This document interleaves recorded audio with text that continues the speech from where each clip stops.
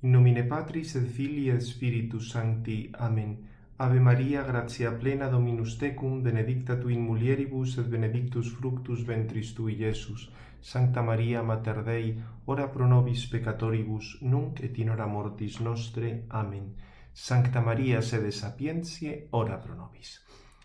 Vamos a estudiar en esta sesión, dentro de esta, miniserie de documentos de la Comisión Teológica Internacional, uno que tuvo bastante repercusión en su época, hace ya casi 25 años, el del cristianismo y las religiones, que estuvo además elaborado, creo que aquí vienen los autores, los padres de la criatura, fue Ladaria el que presidió la comisión, en efecto, aquí está.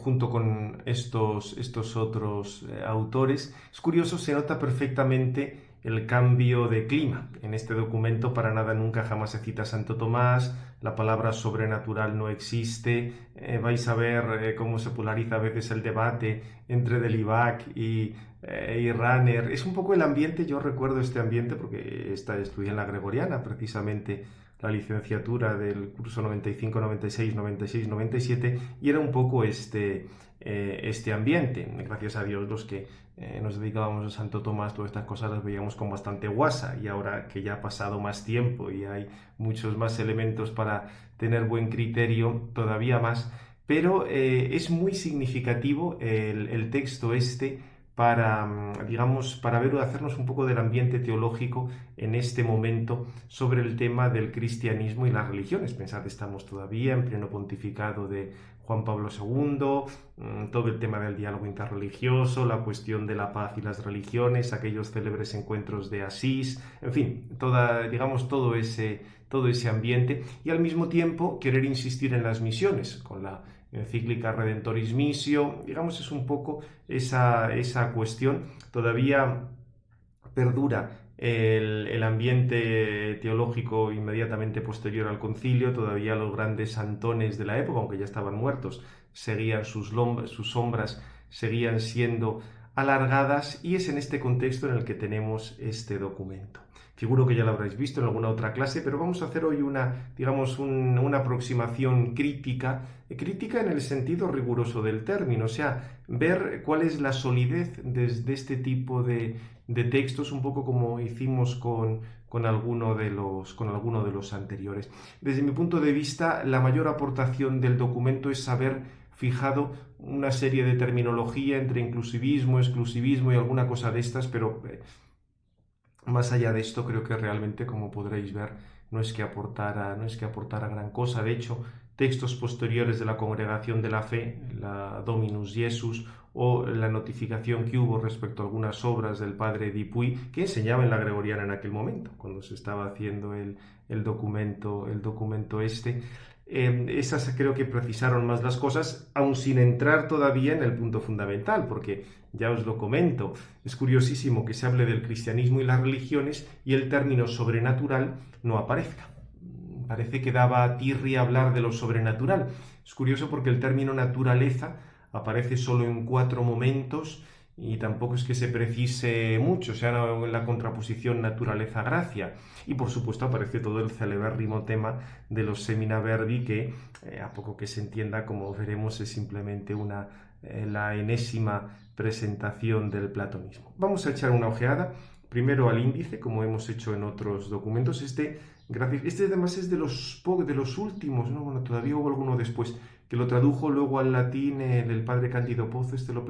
Lo publicaron luego en latín en Gregorianum, pero como había sido el modo de trabajar de la comisión, aunque lo elaboran entre varios, hay uno un poco que coordina las cosas, y el que las coordinaba era el padre Ladaria, y por eso el original es el castellano, que es este, aunque luego hicieron una versión oficial al latín, porque ya muchos documentos posteriores dejaron de traducirlos al latín. Bien, fijaos la estructura después de una brevísima introducción. Está el tema del status questionis sobre la teología de las religiones. Ahí se va a clarificar un poco el tema también de la terminología.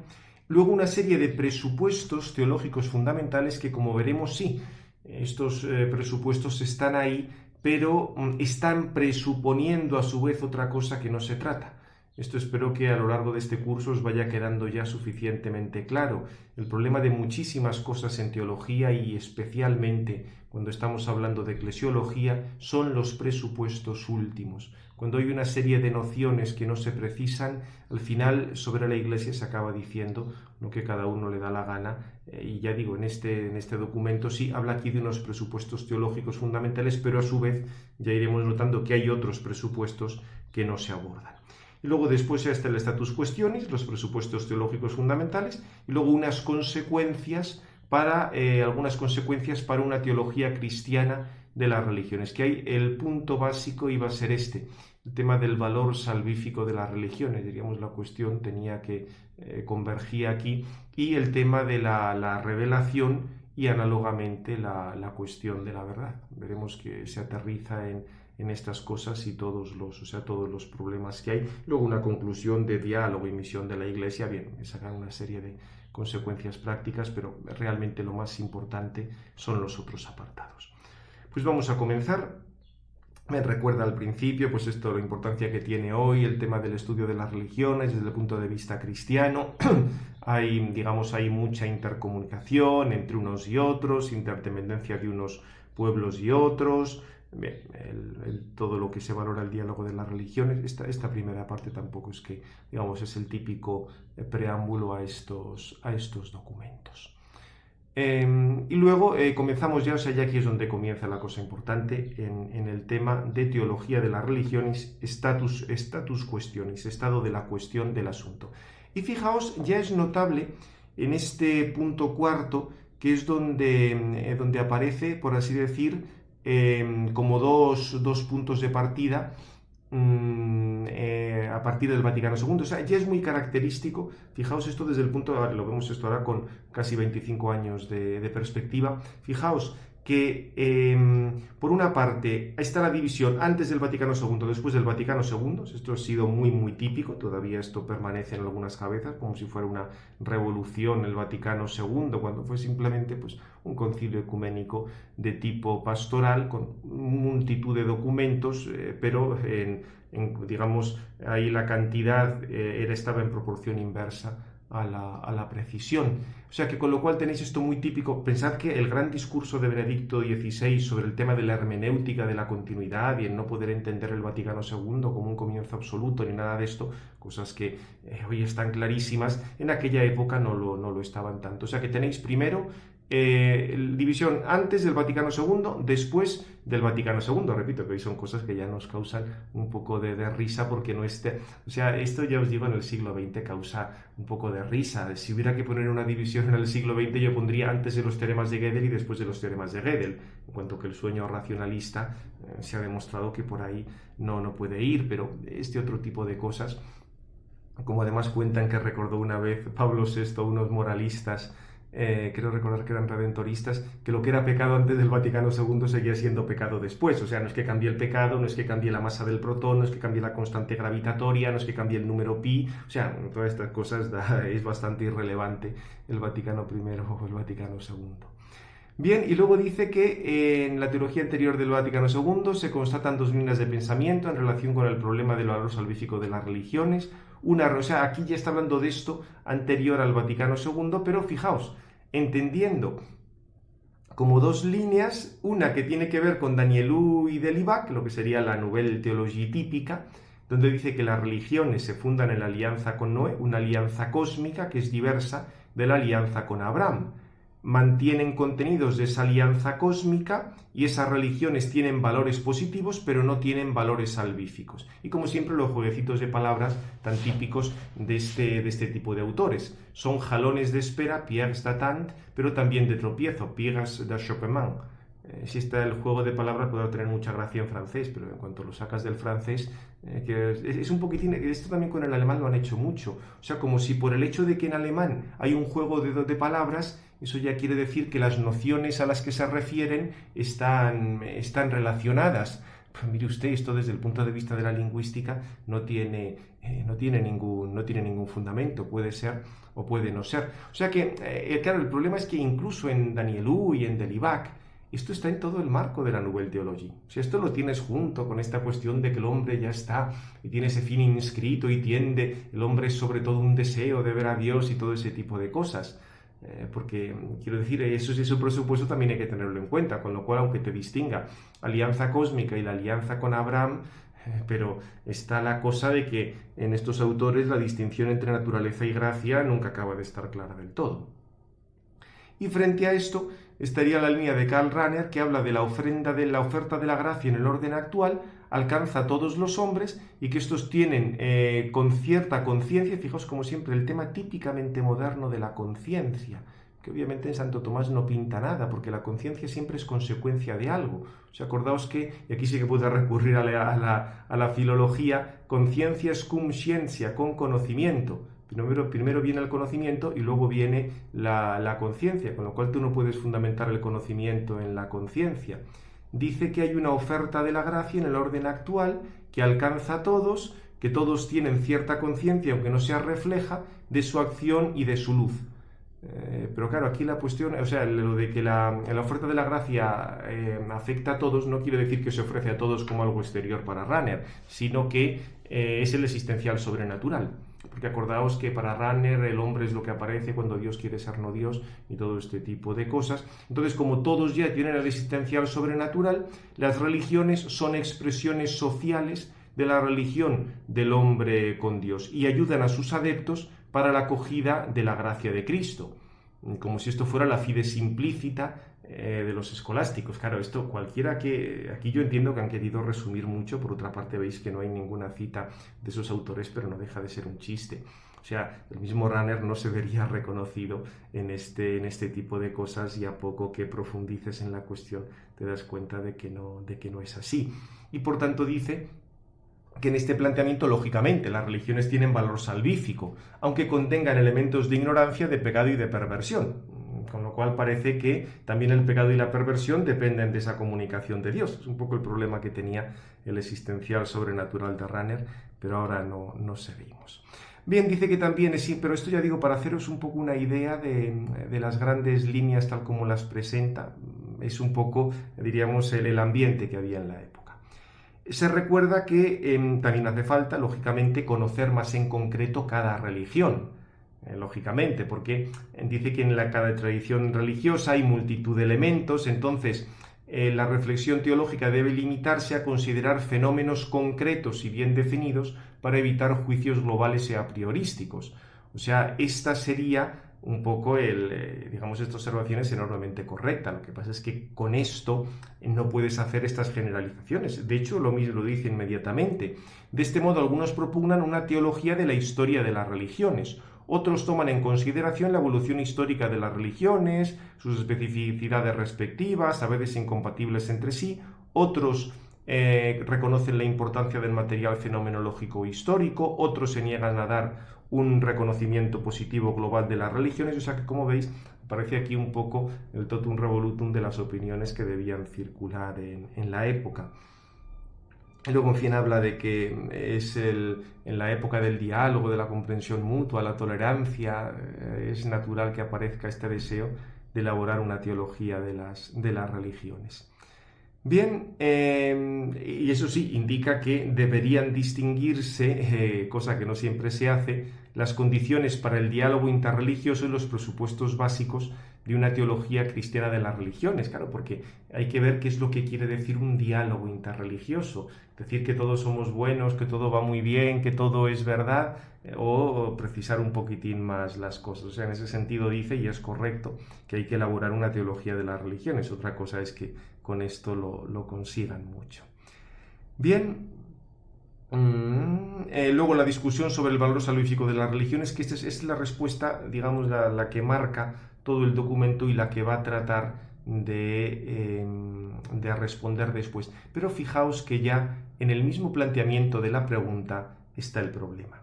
La cuestión de fondo es la siguiente: ¿son las religiones mediaciones de salvación para sus miembros? Y dice ahí que entra una pregunta negativa, otros una pregunta positiva, o son mediaciones salvíficas autónomas, es la salvación de Jesucristo la que en ellos se realiza. cuál es el estatuto del cristianismo, pero fijaos que antes de responder a esta pregunta, y aquí va a plantear pues, la célebre terminología de exclusivismo, inclusivismo, pluralismo, eclesiocentrismo, cristocentrismo, teocentrismo, todas estas cosas, si os habéis dado cuenta, aquí hay un problema. ¿Qué quiere decir mediaciones de salvación? ¿Por qué no emplea el término causa de salvación? ¿Qué es una mediación? ¿Mediación es lo que está en medio? ¿Quiere decir que son mediadores como Cristo es el mediador? ¿Hay distinción entre Cristo como mediador y la mediación que trae? Como veis, ya si tú partes de esta palabra tan sumamente ambigua, puedes decir cualquier cosa. Porque si mediación lo entiendes en el sentido de causa, algo que interviene en un efecto, ¿en qué tipo de causa te estás refiriendo? Claro, puedes decir, tú suponte que estás leyendo la Biblia, entonces no tienes un atril para apoyar la Biblia. Como no tienes un atril para apoyar la Biblia que estás leyendo en tu mesa, la apoyas haces como un montoncito de libros, tienes ahí el Bhagavad Gita y el Corán. Entonces, para leer la Biblia más cómoda, la apoyas sobre el Bhagavad Gita y el Corán. Obviamente, el libro del Bhagavad Gita y del Corán te están ayudando a leer la Biblia. Y si tú haces oración de alta contemplación gracias a ese texto de la Biblia, hay que decir que el Corán es una mediación de salvación. Bien, o sea, ciertamente ha sido una causa, en el orden de la causa material, una causa completamente accidental. Pero, ¿qué es lo que quiere decir mediación? O sea, porque evidentemente causas per accidens pueden darse de infinidad de cosas y de las cosas más, digamos, más rocambolescas que uno pueda pensar. Porque una determinada cosa, per accidens, puede causar otra que no tiene absolutamente nada que ver con la esencia de la primera. Un poco como si tú empleas, por ejemplo, una cafetera para clavar un clavo en una pared. Sí, claro, como la cafetera tiene hierro, pues así con un poquitín de fuerza a lo mejor consigues clavar el clavo. ¿Pero eso quiere decir que la cafetera en cuanto cafetera tiene la misión del martillo? Esa es la pregunta. ¿Una religión pagana en cuanto religión pagana es causa de salvación? O sea, como veis, el término mediación es un término tan sumamente ambiguo porque habría que emplear el término más metafísico, el de causa, y luego en cuanto tengas la causa empezar a distinguir qué tipo de causa. Obviamente la distinción per se per accidens, que es la típica, o sea que solo puede entrar cuando tú utilizas unas lógicas modales, cuando puedes hablar de géneros naturales o de esencias, pero claro es que si eso no lo tienes claro, como de alguna manera unas cosas influyen en otras, pues lo que os he puesto antes de ejemplo. Por el hecho de que de que exista la religión musulmana, se publican libros del Corán y eso a ti te sirve pues para apoyar sobre ese libro la Biblia que estás leyendo o el breviario que estás rezando. Pero claro, ¿eso quiere decir que es una causa de salvación? Absolutamente per accident, sí, pero evidentemente per se no. O sea que, como veis, el término mediación es un término enormemente ambiguo. Bien, y luego, o sea, a partir de esto, que ya os digo, estamos en esta ambigüedad, en el mismo planteamiento, se habla de como estas tres grandes grupos: exclusivismo, inclusivismo y pluralismo, como paralelo a eclesiocentrismo, cristocentrismo y teocentrismo. Bien, lo que pasa es que aquí, como en estas clasificaciones, y de nuevo al faltar textos y autores, y como veis ya el planteamiento desde el principio es muy poco preciso, va a haber una cantidad de simplificaciones enormes. Fijaos, el eclesiocentrismo o exclusivismo, fruto de un determinado sistema teológico, habría que ver de qué sistema teológico, o sea, que entienden por sistema teológico, cuáles son los axiomas de ese sistema, o de una comprensión errada de la frase extra ecclesiam nulla salus, no es defendido ya por los teólogos católicos después de las claras afirmaciones de Pío XII del Concilio Vaticano II sobre la posibilidad de salvación para quienes no pertenecen visiblemente a la Iglesia. O sea, aquí entienden que el eclesiocentrismo decía que aquel que no pertenece visiblemente a la Iglesia no puede salvarse, pero claro, no son afirmaciones de Pío XII del Vaticano II, son afirmaciones que ya hizo Pío IX. Pío IX recordaba que no puede, o sea, el hecho de que alguien no pertenezca a la Iglesia puede darse que se trate de una situación de ignorancia invencible, o peor todavía, o sea, ya antes incluso, en algunas de las controversias jansenistas se condena la proposición, acordaos, esto lo vimos tanto en eclesiología como en antropología teológica, que aquellos que no están unidos a la Iglesia no reciban ningún influjo de Cristo. Eso son condenas del siglo XVII, o sea, no es una cuestión de Pío XII o del Vaticano II, sino que viene bastante atrás. Realmente el tema de la posibilidad de que se salve a alguien que no conozca, o sea, que no esté visiblemente en la Iglesia, aparece explícitamente en Próspero de Aquitania, estamos hablando del siglo V, en cuanto se difunde la hipótesis de cómo es posible que aquellas personas, o sea, cuando se constata que el Evangelio no ha llegado a todos, y uno empieza a pensar, bueno, pero eso es a lo que no les ha llegado el Evangelio, ¿están todos condenados o qué pasa? Y eso, repito, desde el siglo IV se viene discutiendo, y especialísimamente a raíz del descubrimiento de América. Es una lástima que estas explicaciones tan sencillas aquí apenas salgan.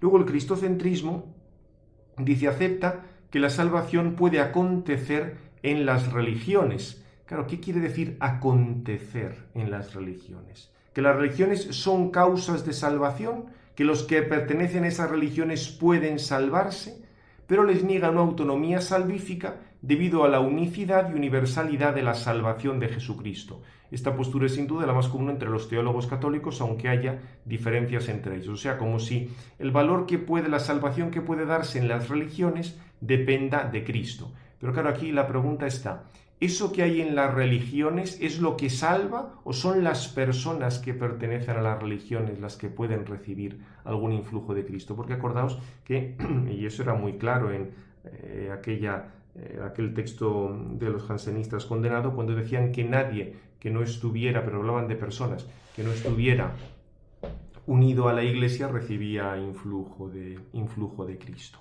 Y dice que de esta manera se concilia la voluntad salvífica universal de Dios con el hecho de que todo hombre se realiza como tal dentro de una tradición cultural que tiene en la religión respectiva su expresión más elevada y su fundamentación última. Claro, el problema, y es lo que aquí no distingue, una cosa es que toda persona esté dentro de una tradición cultural y otra cosa es que toda persona dependa completamente de esa tradición cultural. Si así fuera, sería imposible entendernos entre culturas. Si así fuera, sería imposible superar una cultura o cambiar una cultura.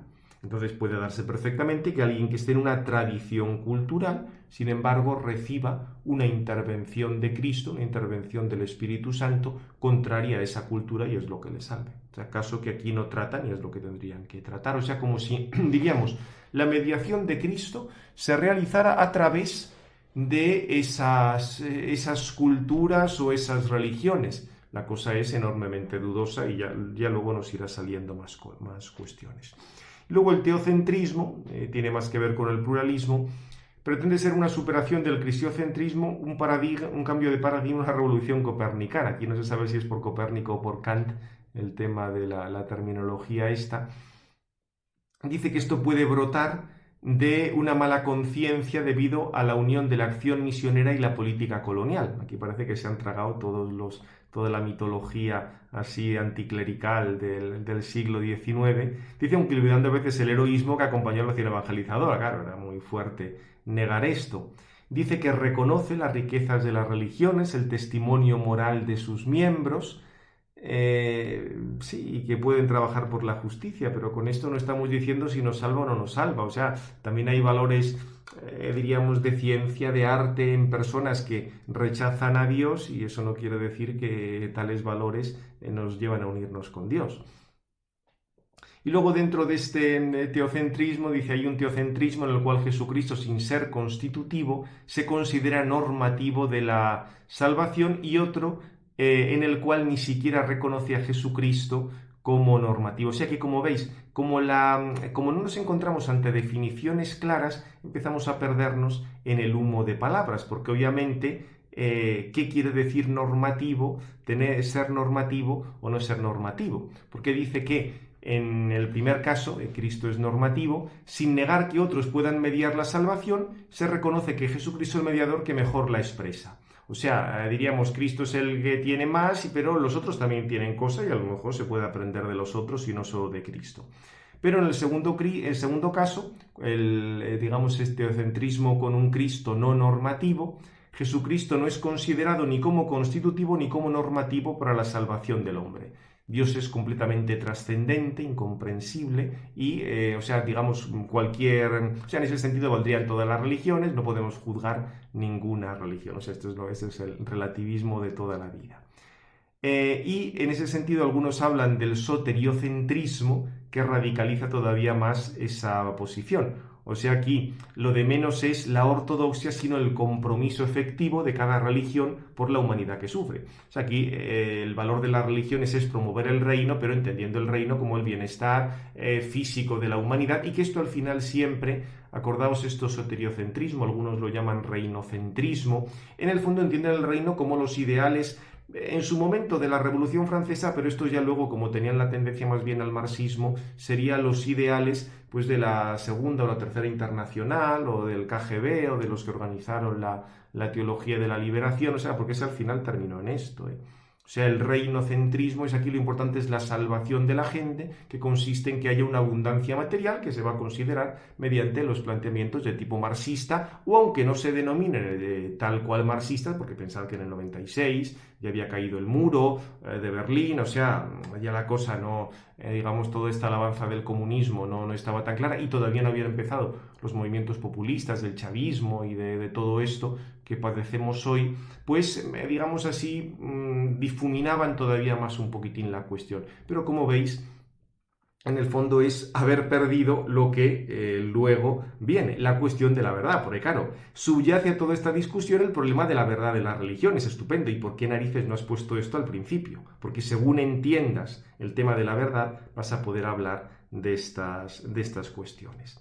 Dice que la cuestión de la verdad acarrea serios problemas de orden teórico y práctico. Hombre, la verdad no ocasiona ningún problema. Dice, ya que en el pasado tuvo consecuencias negativas en el encuentro entre las religiones, de ahí la tendencia a disminuir o a privatizar este problema con la afirmación de que los criterios de verdad solo valen para la respectiva religión.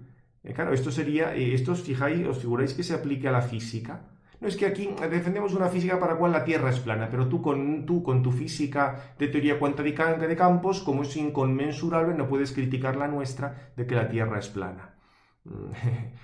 Claro, la cosa es completamente absurda, por eso digan directamente que son relativistas. Porque claro, la cuestión está, si tú planteas la verdad como una adecuación a una realidad exterior, probablemente todas las divisiones que has planteado antes desaparecen.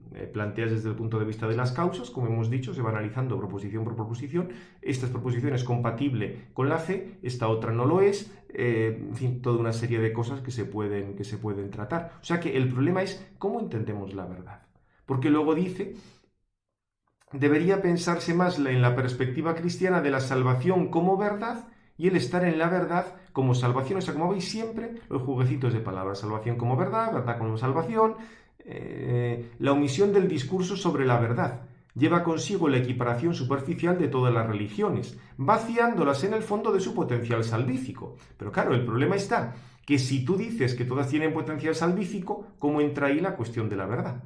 Porque ciertamente afirmar que todas son verdaderas equivale a declarar que todas son falsas, y por lo menos vemos que algo de lógica quedaba. Pero si esto es así, porque esto no lo has puesto antes y a partir de esto presentas los planteamientos que hemos dicho. O sea que, como veis, se ve aquí perfectamente que o sea, hay toda una serie de perspectivas contrapuestas y el documento hace una cierta amalgama.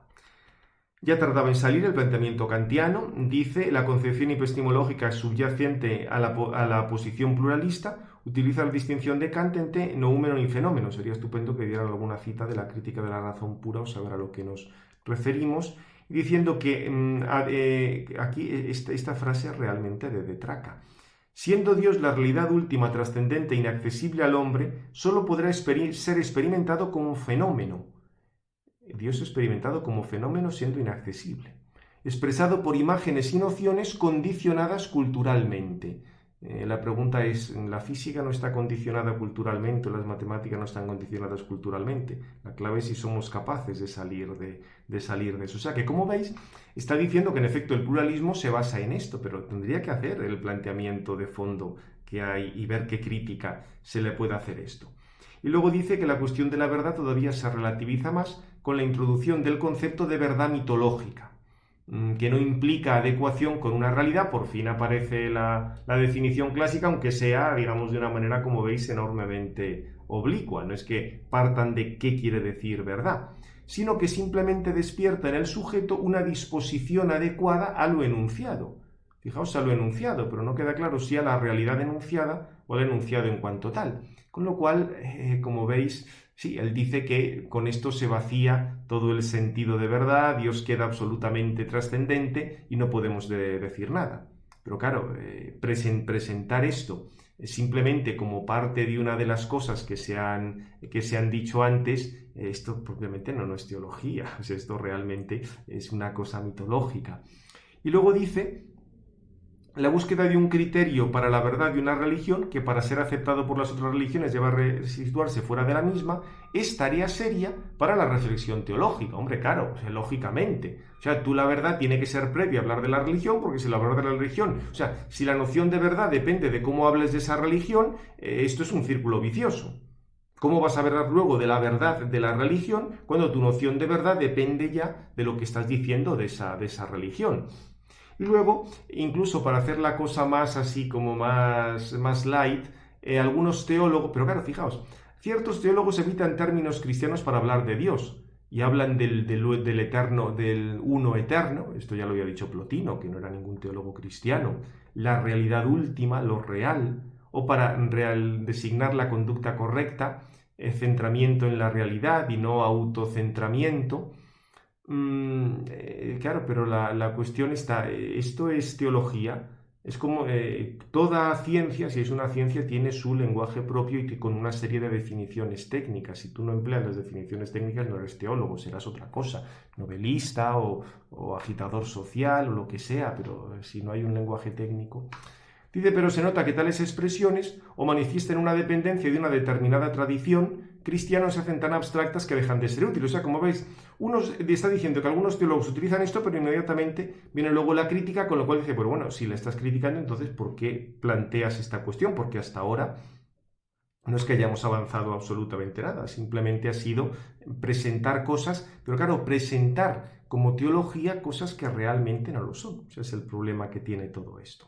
Y luego quedaría, esto también aparece en otros teólogos pluralistas, la clave para la verdad sería lo humanum, lo que es propio del hombre. Pero volvemos a lo de siempre, ¿cómo conocemos lo humano? Y la pregunta es si esto no haría depender la teología de las religiones de la antropología dominante de la época. O sea, como iba diciendo una cosa, problemas que tiene, pero sin acabar de precisar. Es cierto que está solo en la parte de los preámbulos o la parte del estado de la cuestión, pero ciertamente creo que aquí habría hecho falta precisar algo más y desde luego ofrecer por lo menos algunas citas más.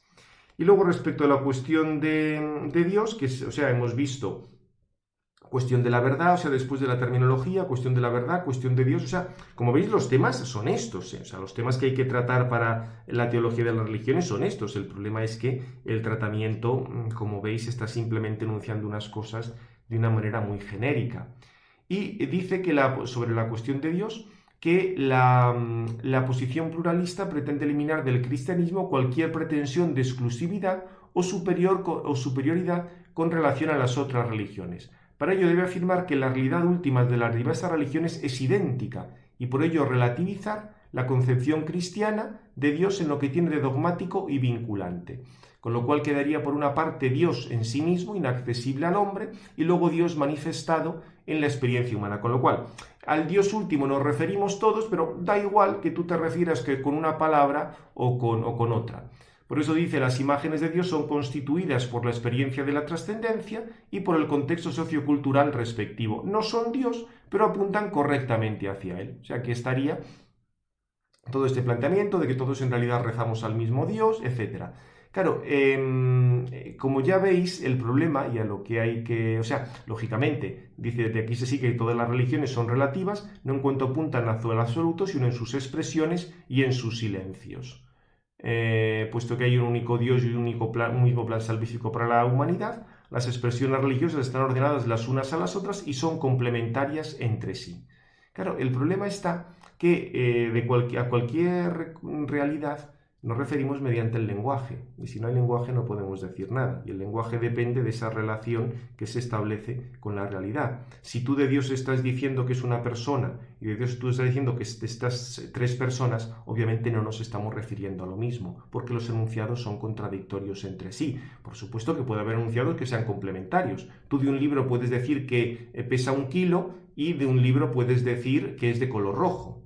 No son dos enunciados que sean contradictorios y pueden referirse al mismo libro. Pero si tú estás diciendo que el libro tiene 200 páginas y otro está diciendo que el libro tiene 1000 páginas, es evidente que no se pueden referir al mismo libro. Obviamente, solo existe un libro. O sea, pensemos dos personas que están en una habitación. Tienen un libro delante, tengo aquí delante de mí un hermosísimo misal del 62 con un número bastante amplio de páginas. Entonces, si hay otra persona en la habitación que dice, no, el misal tiene 50 páginas, y yo digo, no, el misal tiene 2000 páginas, es evidente que o tengo razón yo o tiene razón la otra persona. Pero lo que no puede ser es que los dos nos estemos refiriendo al mismo misal. Sí, obviamente en la habitación solo hay un misal, pero lo que está diciendo uno es verdadero y lo que está diciendo otro es falso. Esta es la cuestión en torno al hablar de Dios. O sea que por eso va a indicar que, bueno, aquí digamos trata de salvar un poco, o sea, va diciendo que este relativismo no es aceptable, pero no acaba nunca de salir del problema. Y lo pone como una pregunta. Está el fenómeno de la oración. ¿Es en definitiva el mismo destinatario el que es invocado en las oraciones de los fieles bajo nombres diversos? Claro, pero si le están diciendo cosas distintas de él, ¿cómo va a ser el mismo?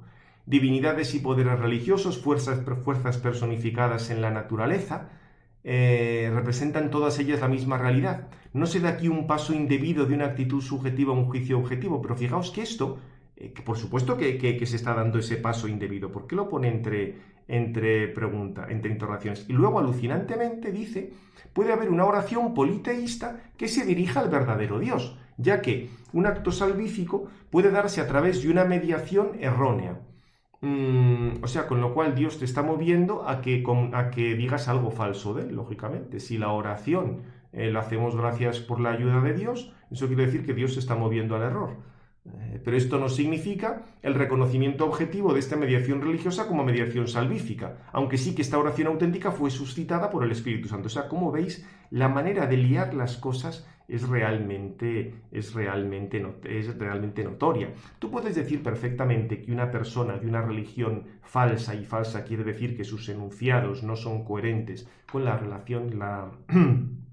realidad de Dios, puede salvarse por la gracia de Dios, pero no se va a salvar por los ritos que está haciendo, porque si son ritos falsos, no le están poniendo en contacto con el Dios verdadero. Se salvará por alguna otra cosa que pueda hacer y a la cual Dios le mueva, pero no por estos ritos que son falsos. Como veis, el lío que está organizando aquí, entre la verdad objetiva, el conocimiento subjetivo, la responsabilidad, la acción de la gracia, es realmente notable, porque aquí cosas que ha negado, o sea, no se está dando aquí un paso indebido de una actitud subjetiva a un juicio objetivo. Tendría que decir claramente que en efecto se está dando ese paso, pero inmediatamente dice que puede haber una oración politeísta que se dirija al verdadero Dios y que sea un acto salvífico. Pero eso no es el reconocimiento de esta mediación religiosa como mediación salvífica. O sea, como veis, la manera de liar las cosas es realmente notable.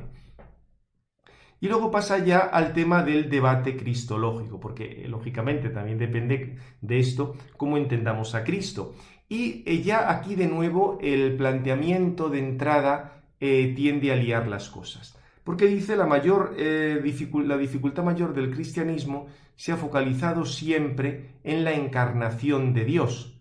No, perdone, no es la encarnación de Dios, es la encarnación del Verbo. La encarnación del Verbo. Quien se encarna es la segunda persona de la Santísima Trinidad, que por supuesto se identifica con Dios, pero solo se encarna el Verbo.